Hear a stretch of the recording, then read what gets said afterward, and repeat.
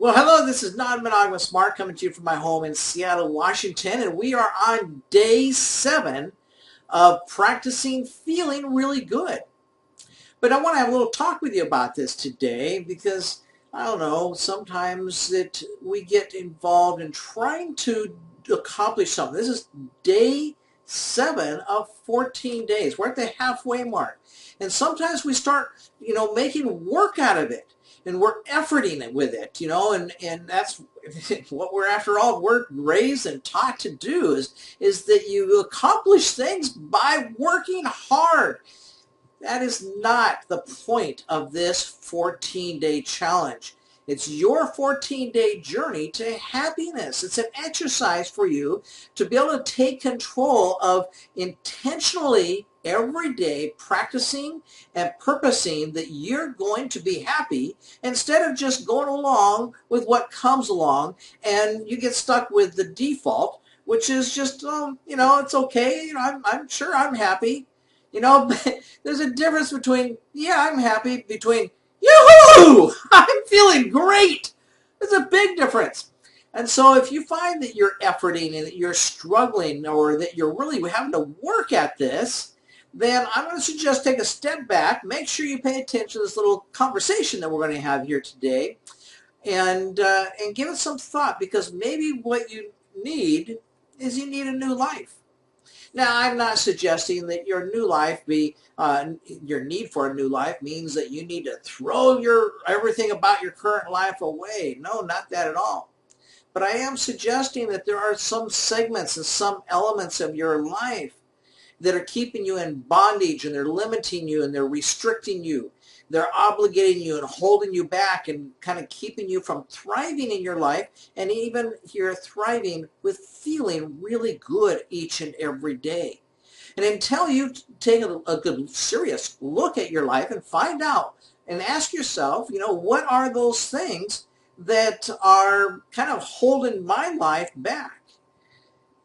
And really take a serious look and honestly ask yourself these things, then there you're going to be kind of feeling like you're underwater all the time. It's kind of like you're just being pulled down instead of that you're thriving, and you're finding that life is an exciting place and you can't help yourself but to feel good. And so, yes, keep going through this exercise where, if you fall off the wagon for a day or a couple of hours, then start over and go back to video 1 and start the whole 14-day challenge and the 14-day process over again.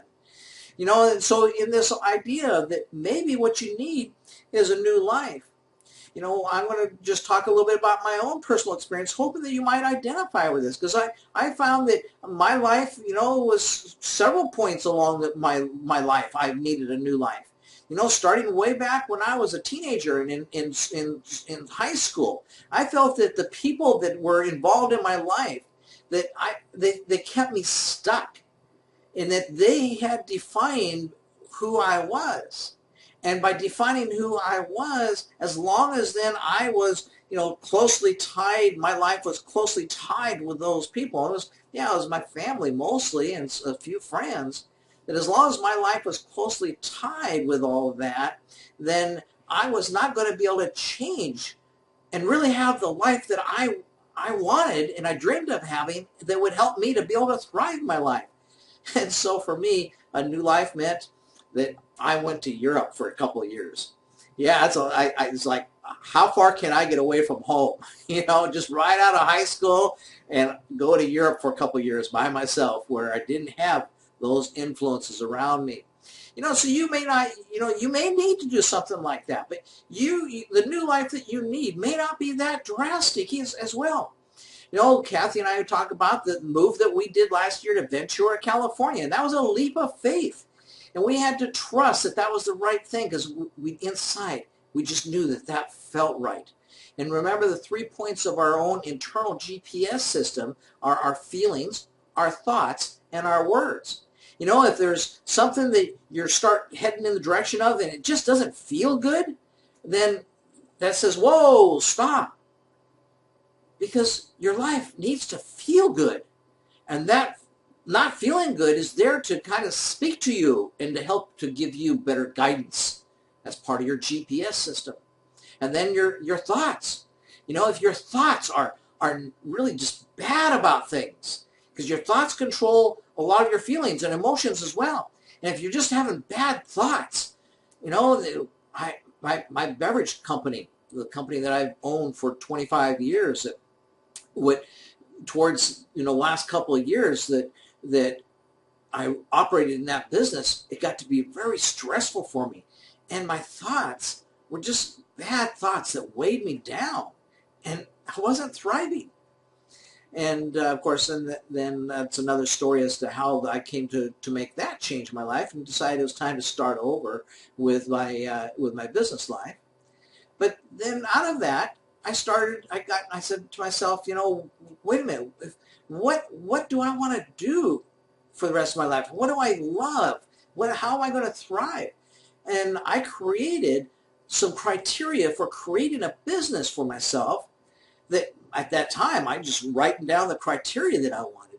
I had no idea what that business would be.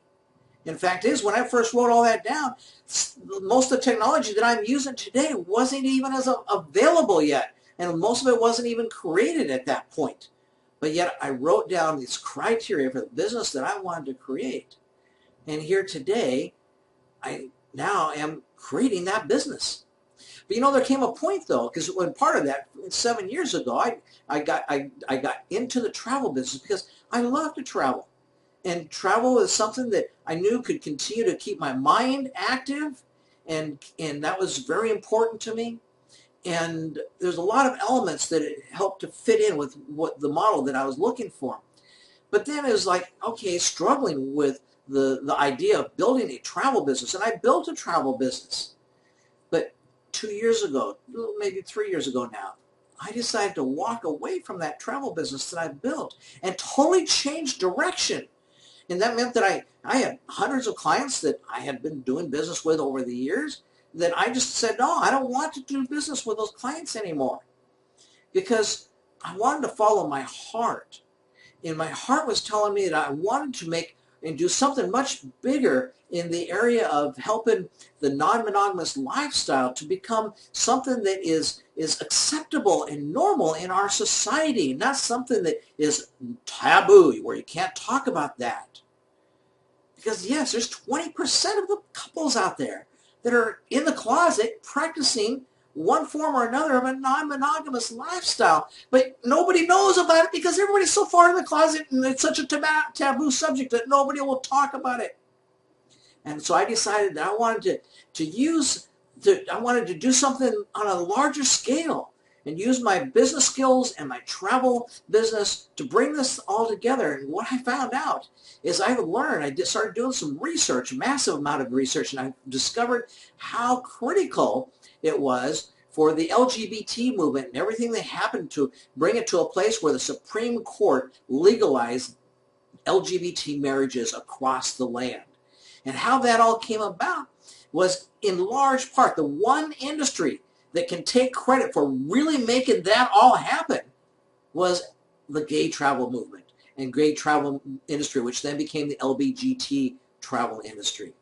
And so that was the one industry that can really take credit for bringing all that together and making it happen. And it's very well documented, lots of history and research that can be read and found on that.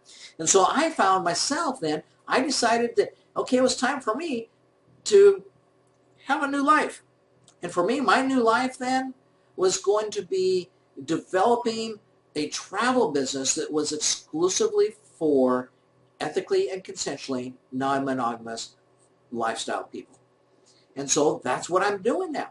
But then I created this association, you know, and how that all happens is when you start to move forward in actually creating a life that you can be excited about, a life that feels good, then you start to have an aspiration. For me, an aspiration was I aspired to having a life that I could create a business where I met all my criteria for the business that I wanted to create, but that would have an impact in the area of the world of non-monogamy and helping non-monogamous people to be able to connect and to create their lives and to help their lives to thrive. And so that was my aspiration. And aspiration is, you can think of an aspiration as being a dream. And that's where it all started. It started with that, having that aspiration and that dream. And so then I sat back and I needed some inspiration because I really didn't have a clue how this was all going to be done. In fact, I started out by telling some people about 5 years ago that somehow I was going to figure out how to tap into non-monogamous communities out there that are online and available to be tapped into.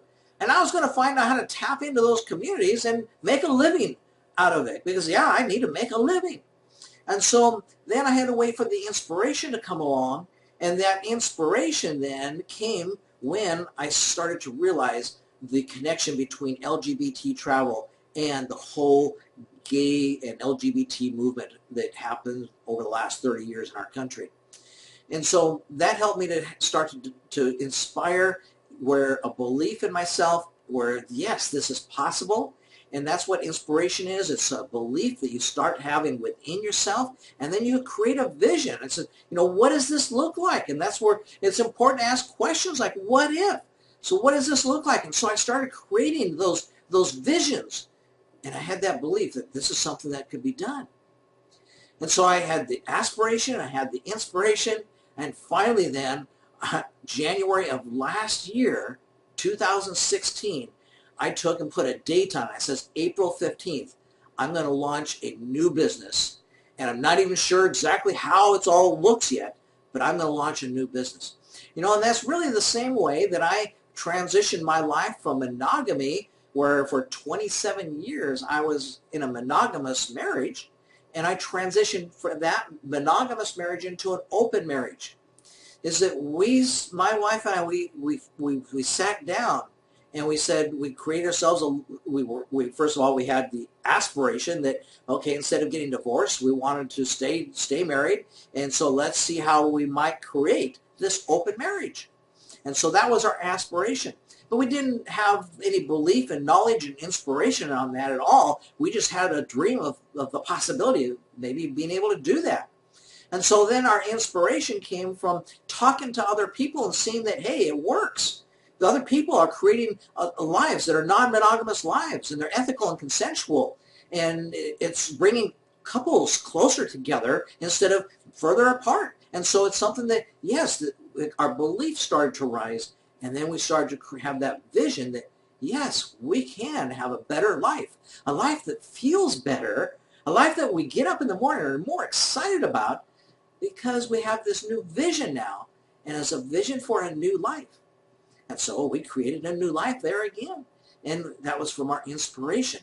And then we had the motivation where we said, okay, we're going to take and work through setting up a safe sex agreement and setting up a relationship agreement, reading some materials and also getting some coachings from some people and a little bit of counseling.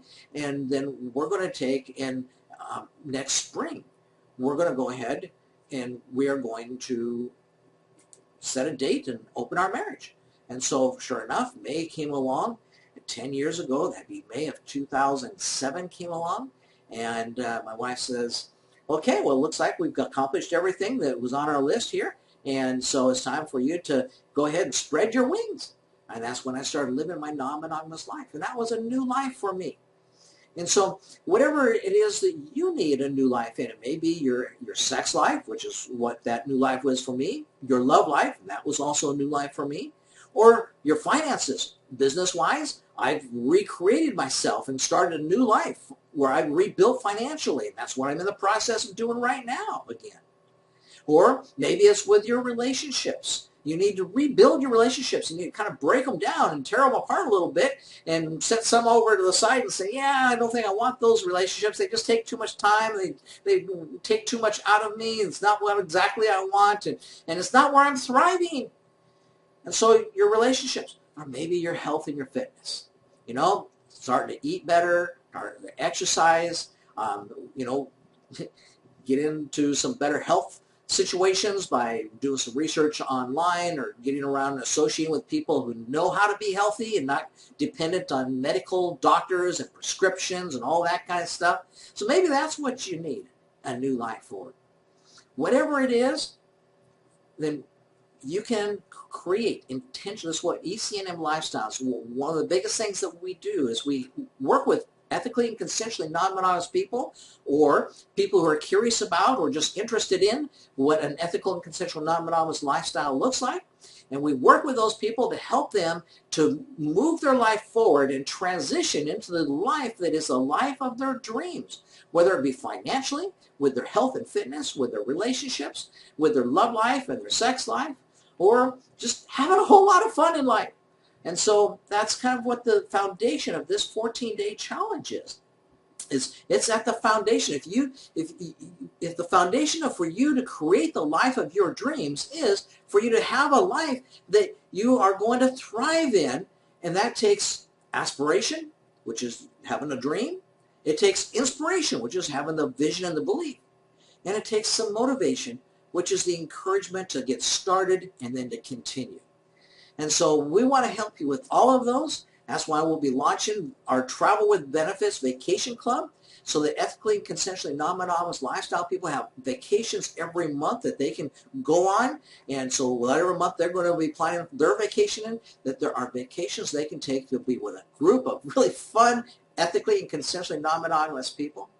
And so we hope that this whole process of this 14-day journey that you're on, whether you have to go through it just one time or whether you have to start over and over and over and just keep starting it over. And these videos, listening to them and getting you thinking, because that's what I do, is I stretch and exercise your mental muscles so that you can have the life of your dreams. And so I hope that you will just keep going and starting over until you can practice and actually be in a place where you just feel fabulous for 14 days in a row. Well, I'm Non-Monogamous Mark, and I really enjoy bringing this information to you every day, so thank you for being here for me, and we'll see you on the next video.